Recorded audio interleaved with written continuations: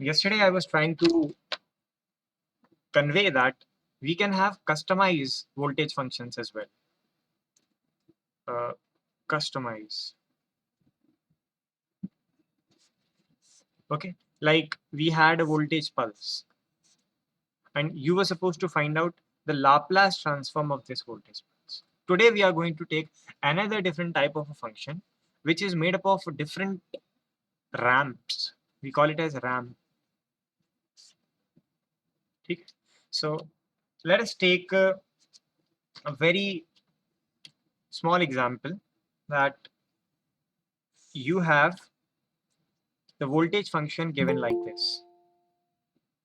A voltage function given like this, in which at t equals to 1, the value of your function is equals to 1. At 0, it is 0 and it start to increment linearly. Then at t equals to 1, it start to decrease and it decreases at t equals to 0, it becomes 0 and then remains 0 forever. And it was 0 before t equals to 0 also. So this particular function is made up of different type of ramps. This particular function is made up of different type of ramps, and any such function can be expressed using ramps. तो आप अगर यहाँ देखें तो इस function को अगर मैं डिफाइन करूं in terms of time, so this function is something like this. It is 0 when t is less than or equals to 0. Then this function becomes equals to t. This function becomes equals to t when the value of t is in between 0 to 1. I can say 0 से 1 में it is equals to t. Then from t equals 1 से लेकर less than t equals 2 तक it is equals to 2 minus t. And elsewhere, यानी अगर मैं कहूँ t which is greater than 2, for all t greater than 2, this function is 0. Now this is the definition of the function. And likewise, what you can see, what you can look from here is that ft is equals to 0 before t equals to 0, fine. ft is equals to t, तो 0 पे 0, t equals to 1 पे 1, तो ये एक x equals to y वाली line है, ft is equals to t, then 2 minus t यहाँ and 0 इधर. अब इसका लाप्लास ट्रांसफॉर्म लेना है, how we can take the Laplace transform. So उससे पहले I would like to introduce you with a special type of a function which we call as ramp. Ramp function.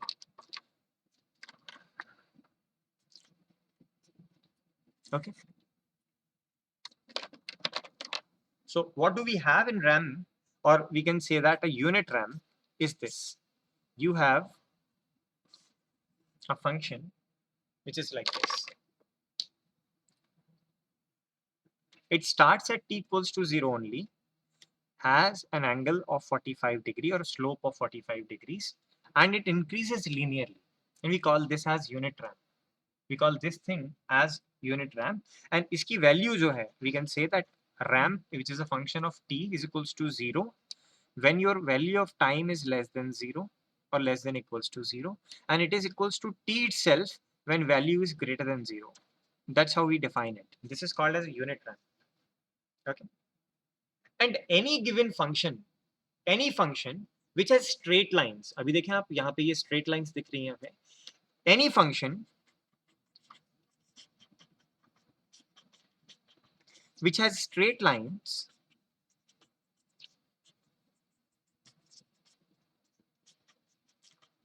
can be expressed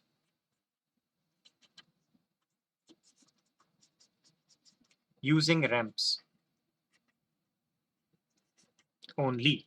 केवल RAM का ही use करके हम ये पूरा का पूरा फंक्शन बना सकते हैं. अब क्या स्ट्रैटेजी रहेगी, this is the thing which we need to see. Okay, so एक तो कॉन्सेप्ट हुआ रैम का, this is called as a unit ramp function. एक होती है डिलेड रैम्प. जैसे आपने कल एक डिलेड स्टेप फंक्शन देखा था, instead of getting started at t equals to 0, something started at t equals to 2 और t equals to 1. Similar to that, over here we can have the concept of delayed ramp as well. Delayed ramp. and what it looks like. So instead of starting at t equals to 0, it starts at some t equals to capital T, let's say. Okay, and the value of slope is still 45 degrees. Okay, the angle which it is making with the x-axis is still 45 degrees. This is your time axis, and this is your unit, whatever you want to take. Fine. So such a ramp is represented by r t minus capital T, and its definition is given like this. So r is defined as it is zero when your value of t is less than or equals to capital T. Okay, it is 0 if your value of t is less than or equals to capital T, and your value will be equals to t, or to say it should be capital T minus t, because at t equals to 0 it is there. So if instead of having it as t, it would be equals to t minus t for all t greater than capital T. Okay, that's how you write it. अब ये अगर मान लीजिए t equals to 1 था, तो 1 पे देखें, 1 पे तो ये 1 minus 1 है. हाँ बताइए Mansi. Sir, this definition is about r of t or r of t minus capital T? This is for r of t minus capital T. This is not for r of t. R of t की definition ये रही, is 0 and t. Okay, because r of t minus t अगर आप देखें तो आप देखें at t equals to capital T, what will happen? What will be the value? So it would be t minus t which is equals to 0, है ना? और उसके बाद आप देखेंगे तो t आपको माइनस करना पड़ेगा, या आप बढ़ेंगे यहाँ पे t plus 1. So if you are taking your at small t is equals to let's say capital T plus 1, तो t में 1 जोड़ दिया यहाँ पे, तो आप देखिए इसकी वैल्यू y एक्सिस पे 1 ही होगी, लेकिन यहाँ पे आप t plus 1 चल गए, तो it is t minus capital T. That's how you define delayed ramps. Okay, and you can utilize the concept of these delayed ramps and the concept of what is called as breakpoint in order to define such a function. तो ऐसा function केवल ramp और delayed ramp के एक linear combination से आप define कर सकते हैं. The only thing you need to find is the breakpoints. The only thing you need to find is the breakpoints. तो अब आपको देखना है यहाँ ब्रेक पॉइंट्स कितने हैं, ऐसी कितनी पॉइंट्स हैं जहां पर आपका फंक्शन का जो बिहेवियर है वो बदल जाता है. तो एक तो आपका फंक्शन का बिहेवियर है ये यहाँ पर चेंज होता है, ये 0 से रैम्प में बदल जाता है. ठीक है, तो there is one break point here at t equals to 0, another breakpoint here at t equals to 1, and another breakpoint here at t equals to 2. So this function has 3 breakpoints. आपको केवल breakpoint कितने हैं ये याद रखना है. तो we have a breakpoint at t equals to 0, we have a breakpoint at t equals to 1, we have a breakpoint at t equals to 2. तो अब आप given function ft को, जो कि ये है, इसको आप ऐसे लिखें is equals to a times ramp r T minus 0, जो ब्रेक पॉइंट है वो लिखते जाइए, plus b times ramp t minus 1 plus c times ramp t minus 2. ठीक है, ऐसे लिखते जाइए. रिमेंबर कि ये रैम्प फंक्शन अपने आप में एक डेफिनेशन और बताता है. अगर आप आर टी माइनस 1 ले रहे हैं तो जब तक की वैल्यू टी कैपिटल टी से बराबर, या यहाँ पे अगर मैं t माइनस कैपिटल टी ले रहा हूं तो जब तक वैल्यू t की कैपिटल T से ज्यादा नहीं हो जाती है इट वुड बी 0. वो सब इन पर भी लागू होगा. ठीक है, तो अब आप इसको ऐसे लिख सकते हैं that you can write your function as a times a ramp function which is not delayed plus b times a function which is delayed by 1 plus c times a ramp function which is delayed by 2. That's it. ठीक है, दरअसल अगर ये unit ramp है तो ये into T होगा, और अगर ये यूनिट रैंप नहीं है यानी इसकी स्लोप कुछ और है तो आप इसे केटी भी लिख सकते हैं. ठीक है, but as of now we are only taking it to be a unit ramp. That's not a problem. तो ये हमारे पास फंक्शन आ गया. फाइन. अब क्या कीजिए, आपको फाइंड करना है what is going to be the value of A B and C. A B C क्या हो, और ये पता करने के लिए you just look at how your function looks like, और यूनिट पॉइंट के दरमियान कुछ वैल्यू पुट करके देखिए, आपको सी की वैल्यू, ए की वैल्यू, बी की वैल्यू मिल जाएगी। जैसे एट टी इक्वल्स टू, इस ब्रेक पॉइंट के बाद देखते हैं, यानी एक ब्रेक पॉइंट है हमारा 0 और 0 के बाद एक ब्रेक पॉइंट है 1, तो 1, 0 और 1 के बीच में कोई भी वैल्यू लीजिए। Let me take it at t equals to 0.5। So at t equals to 0.5 rt की वैल्यू कितनी होगी? यहाँ पे t इक्वल्स टू 0.5 पुट कर दिया आपने, rt की वैल्यू कितनी होगी? ये तो यूनिट रैंप है, 0.5. तो इसकी वैल्यू होगी 0.5। तो let me write it that at t equals to 0.5 rt is equals to 0.5। What about rt minus 1? ये डिलेड है, तो इसकी वैल्यू कितनी होगी बताइए? Because capital T equals to 1, तो हम तो ये डेफिनेशन देके चल रहे हैं, तो ये तो 0 होना चाहिए, it would B 0। And similarly for t minus 2 what it will be? 0। And what is the actual value of ft at t equals to 0.5? क्योंकि ये t के हिसाब से चल रहा है, 0 और 1 के बीच में डेफिनेशन है। What is the value of ft at t equals to 0.5? t. So ft is equals to 0.5. I can write it as is equals to a times, you told me that r is equals to 0.5 yet, और बाकी सब 0 है, तो यहां से हमें a की value मिल गई। What we got as a 0.5 upon 0.5 which is equals to 1. So we got a equals to 1 मिल गया। एक ब्रेक पॉइंट से हमें एक की वैल्यू पता चल गई। So now you know that your ft is at least 1 rt plus b rt minus 1 plus c rt minus 2. You know at least this. Now, in order to find out what is going to be the value of b, तो b के just बाद दूसरे break point से पहले की कोई value ले लीजिए। कोई एक वैल्यू बताइए। Let us take 1.5. So at t equals to 1.5, now at t equals to 1.5, tell me, पहले तो ये बता दीजिए ft कितना है फंक्शन के हिसाब से देखें तो, इस रेंज में देखें 1 से 2 2 के minus बीच 2, में 2 minus 1.5 which is equals to 0.5. 0.5। तो ft is 0.5 इस डेफिनेशन से देखें। फाइन, rt कितना होगा 1.5 पे? at 1, 0.5. no, at 1.5 rt will be what? rt, not ft. Now take this function, ramp function, unit ramp। तो ये तो rt is defined by 0 और t, क्योंकि t 0 से बड़ा है, 1.5 है, तो rt is equals to 1.5 only। Okay, what about rt minus 1? So it is given by t minus capital T, which is given by 1.5 minus 1 which is equals to 0.5। तो अगर आप rt minus 1 देखें तो it is equals to 0.5। और what about rt minus 2? Because इसका तो break point ही, यानी इसका तो डिलेड रैंप है, ये t इक्वल्स टू 2 पर शुरू होती है, उससे पहले 1 है, और आप t इक्वल्स टू 1.5 पे बात करें तो r t माइनस 2 की क्या वैल्यू रही होगी? 0। तो now you have got to know something that ft की जगह में लिख दूं 0.5 is equals to 1 times rt की जगह लिख दूं 1 into 1.5 plus b into rt minus 1 is 0.5 plus 0। तो यहां से हमें b पता चल जाएगा, तो it is equals to 0.5, fine, and this is equals to 1.5 plus b 0.5, और ये यहां से हो जाएगा, if you would take minus 1 that side, तो it would be 0.5 minus 1.5 is equals to 0.5 into b, ये हो जाएगा minus 1 upon 0.5 is equals to b। तो b की वैल्यू कितनी हो गई?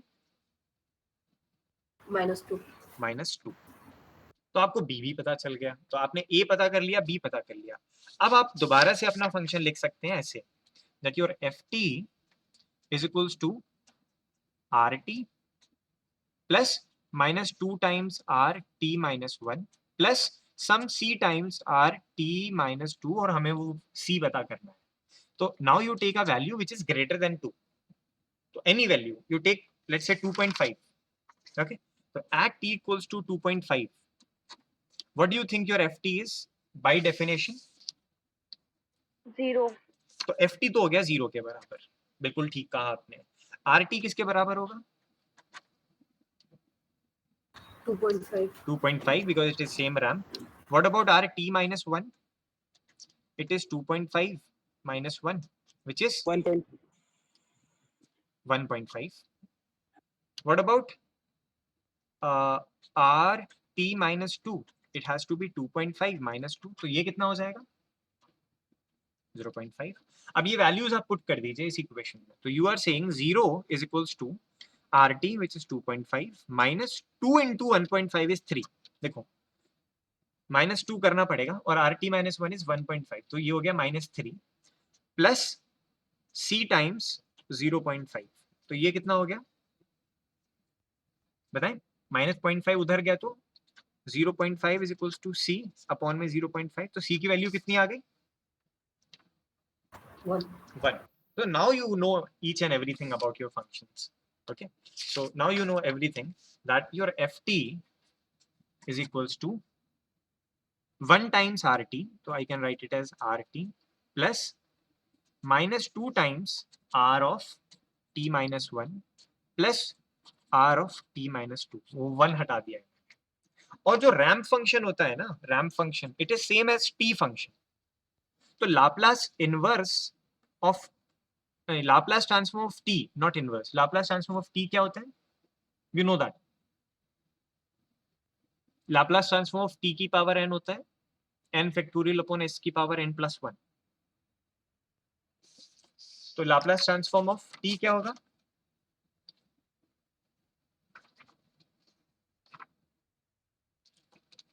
बताइए, what is Laplace transform of t? 1 by s square. 1 upon s square. Yeah, exactly. It is 1 factorial upon s की power 1 plus 1, which is 1 factorial upon s square, which is 1 upon s square. Okay, तो ये आपको Laplace transform मिल गया। अब Laplace transform लेना है t minus 1 का, तो this is not a problem. तो अगर लाप्लास ट्रांसफॉर्म t का बताए तो t माइनस 1 का आपको पता चल ही जाएगा।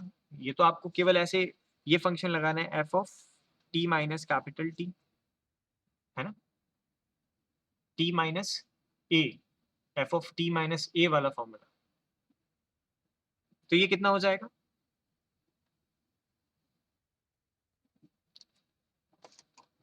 बताइए। It would be equals to, function तो वही रहेगा 1 अपॉन एस स्क्वायर, लेकिन साथ में की to the power minus S का मल्टीप्लाई और करना पड़ेगा, है ना।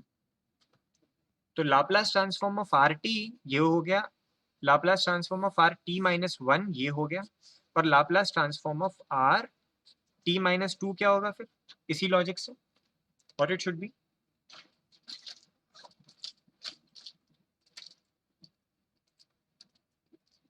What would be Laplace transform of R T minus 2? सबसे e to the power minus 2s upon h square. That's it, S square, and now you right your function completely. तो यहाँ मुझे आर टी लिखना चाहिए था दरअसल, R T minus 1, not F T. F T तो खुद ये हो गया ना, वो हो सकता है आपको कंफ्यूजन हो गया। Just take R T minus 1, R T minus 2 ये हो गया। अब क्या है, अब फंक्शन, तो Laplace transform of F T जो कि हो गया है एफ एस, जो कि बराबर है आर टी का लाप्लास ट्रांसफॉर्म, आपने बताया वो 1 अपॉन एस स्क्वायर है, minus 2 into r T minus 1 का Laplace transform e to the power minus s upon s square है, प्लस आपने बताया टी माइनस 2 का Laplace transform e to the power minus 2s upon s square है। तो अगर आप देखें तो एफ एस जो बन जाएगा आपका, it is 1 upon s square, अगर मैं कॉमन ले लूँ 1 upon s square common, 1 minus 2 e to the power minus s plus e to the power minus 2s, ये हो गया आपका लाप्लास ट्रांसफॉर्म। ठीक है, now you can use this particular thing in order to solve. अगर मान लीजिए किसी छोटे से एग्जाम्पल में लेकर देखते हैं, यही same voltage function, this voltage function was given to be flowing through, let us say, in this circuit.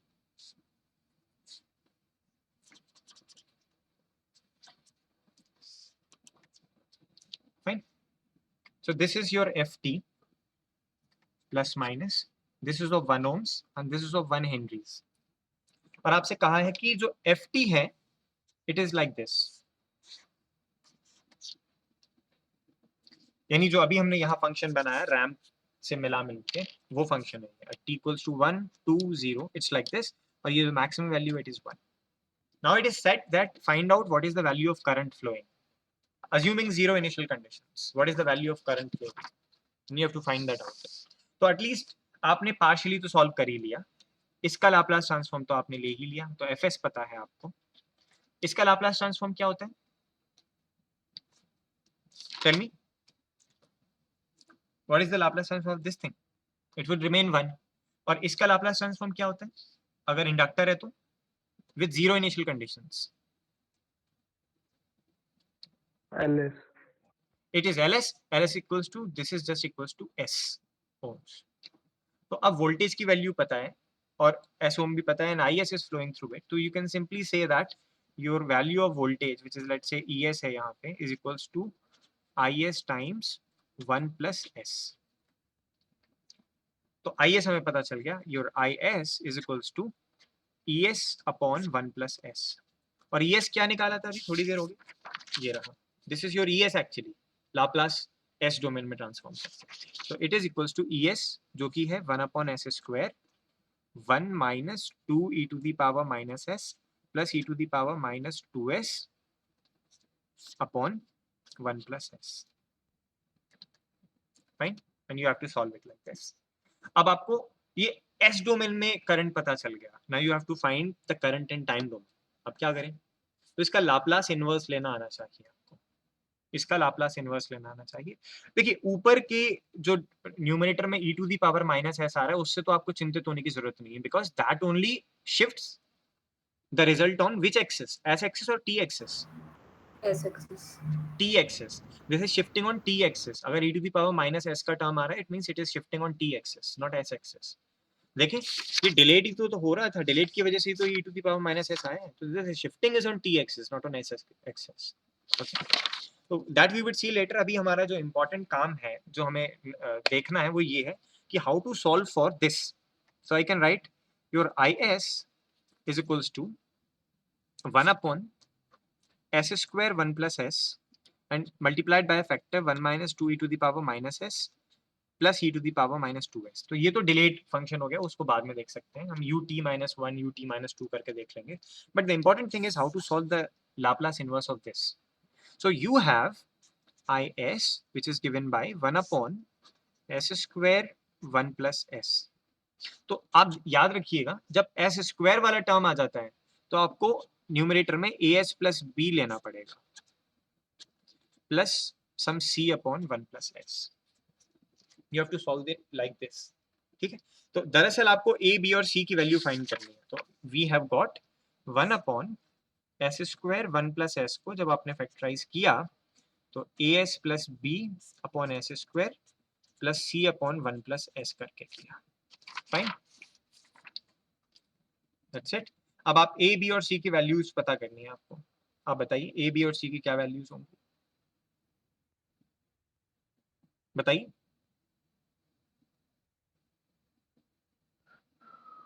तो आप यहाँ इसको इस तरीके से ले सकते हैं, दोनों साइड एलसीएम ले लें अगर, तो you would have a s plus B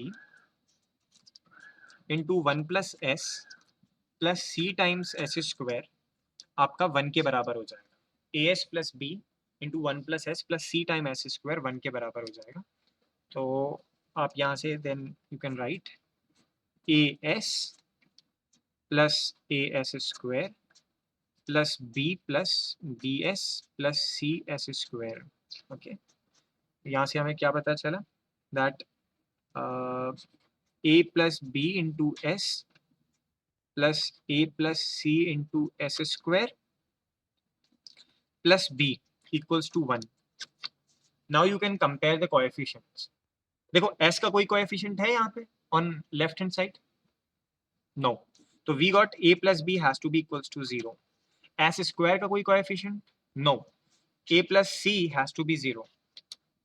ठीक है, a plus b has to be 0, a plus c has to be 0, and what is b?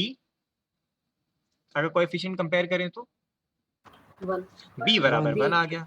अब b बराबर 1 इसमें पुट कर दीजिए, a बराबर क्या आ गया, -1. तो इसी तरीके से c बराबर 1 आ गया। तो you got a 1. b c everything, आपको a b c सब पता चल गया। तो अब आप इसको ऐसे लिख सकते हैं, इस फंक्शन को you can write 1 upon s square 1 plus s can be written as, it can be written as minus of s plus 1 upon s square minus of s plus 1 upon s square plus 1 upon 1 plus s। अब इसको कैसे लिख सकते हैं, this can then be written as minus of 1 upon s, देखिए minus of 1 upon s plus of 1 upon s square plus of 1 upon 1 plus s।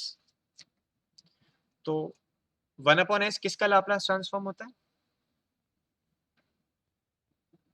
1. 1 का, you can write it as ut with a negative sign। 1 upon s square किसका Laplace transform होता है, बताएं। अरे t का लेते हैं तो ही तो आते हैं। तो इसको मैं लिख सकता हूँ r of t यानी रैम, और s plus 1 किसका लाप्लास ट्रांसफॉर्म होता है, e to the power minus t. Yes. तो मैं लिखूंगा ut और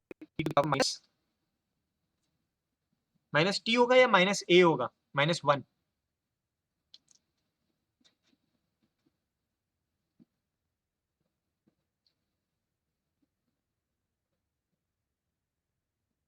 e टू द पावर -1 और t, तो -at आएगा ना, तो -1 into T.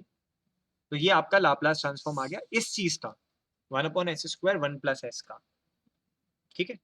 So what you got it is this, तो हमारे पास जो लाप्लास ट्रांसफॉर्म आया है वो कुछ ऐसा है।